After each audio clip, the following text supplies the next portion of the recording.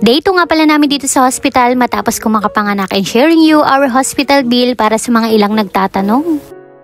From 5 PM na nag-start yung operation to 5:30 PM, babies out na. 30 minutes lang at sobrang bilis lamang talaga ng ginawang CS operation sa akin. During operation, hanggang sa nilipat na nga ako dito sa recovery room, talaga namang gising pa rin nga ako. Pero ramdam na ramdam ko nga dyan yung lamig at panginginig ng buong katawan ko. Nagpray na nga lamang kami diyan mag-asawa at sobrang nagpapasalamat talaga kami sa Lord na muli nga inapagtagumpayan ko itong panganganak ko. Magpo 4 months na nga nun si baby nung nalaman namin na pinagbubuntis ko na pala siya, kaya naman sobrang daming takot at pangamba dahil kako hindi nga namin nasabulan na uminom man lamang ng mga kung ano-anong bitamina. Pero talagang mabuti ang Lord at nandun nga palagi yung katugunan sa mga panalangin namin. And sobrang saya talaga namin and finally meron na nga kaming baby boy sa aming pamilya. Abay, talaga namang labis ang kagalakan nitong ama at waray ko ay siya ang kamukha.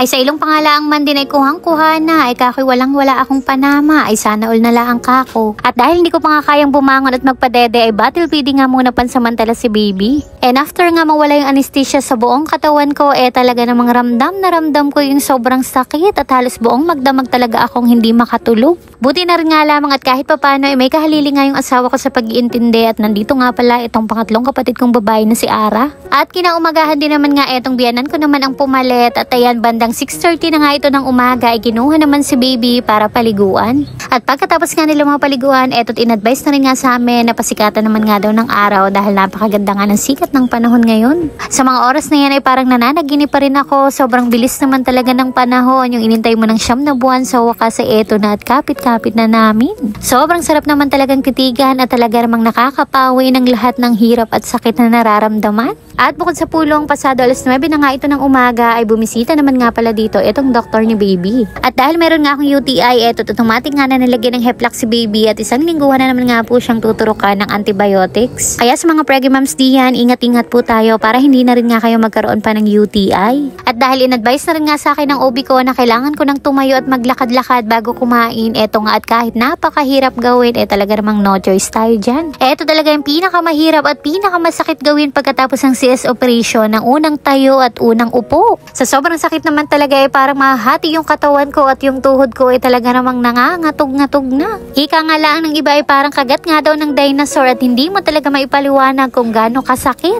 Pero kahit pa nga sobrang hapdi at sakit ang nararamdaman ko diyan, talaga namang no choice tayo para na rin nga sa sarili at maalis nga yung pinakang bloated ng tiyan ko at medyo sumasakit pa rin. Eto nga yung pangatlong CS operation ko at sa palagay ko, eto talaga yung pinakamatindi ang sakit at sobrang in pain pa rin ako sa mga oras na yan. Kaya naman loud and proud din sa mga CS ma'am na katulad ko, talaga namang hindi rin madali ang mga pinagdaanan natin. At kaya ko rin pinilit na makabangon na para mahawakan ko na nga itong aming baby boy. Eto nga yung kauna-unahan kong karga sa kanya pagkatapos kong makapanganak.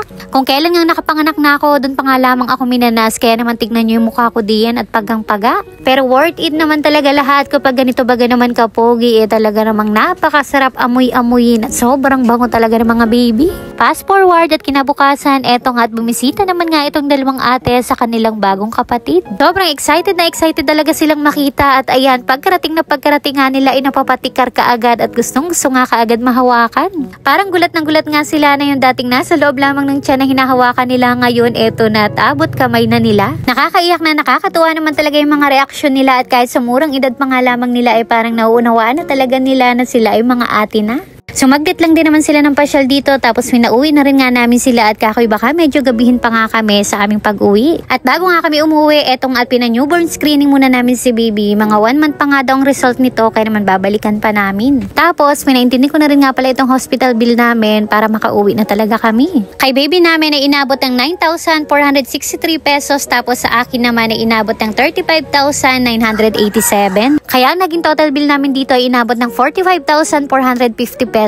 Medyo malaking bagay ngayon na hinging discount sa mga government official nitong hipag ko, kaya naman medyo nakalesen kami ngayon. Nagbayad na rin nga kami kaagad diyan at sobrang pasalamat talaga namin sa Lord at hindi niya nga kami pinagkulang. Sobrang thank you na rin sa mahusay, mga galing at napakabait na mga doctors, nurses and midwives dito sa Grace Mission Hospital. Mula pa nga dun sa panganay kong si Ate Kuning kay Ellie at hanggang ngayon nga dito kay Tutoy, ganun pa rin nga yung kanilang pag-aasikaso at pag-aalaga. Sobrang thank you Lord talaga sa lahat ng blessings at eto nga isa sa pinakamasarap pagkatapos mga yung discharge na at makakauwi na nga kami sa bahay. Sobrang excited na rin talaga ako diyan at paniguradong tuwang-tuwa nga yung mga ate niya sa pagdating namin.